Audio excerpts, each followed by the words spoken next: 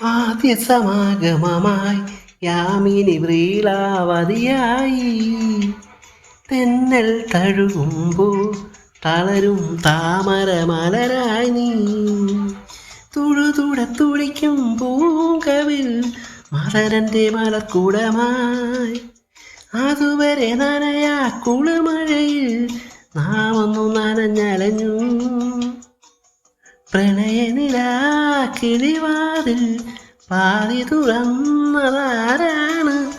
ഒരു നൂറിഷ്ടം കാണിച്ചെന്നതാരാണ് കോടമഞ്ഞിൽ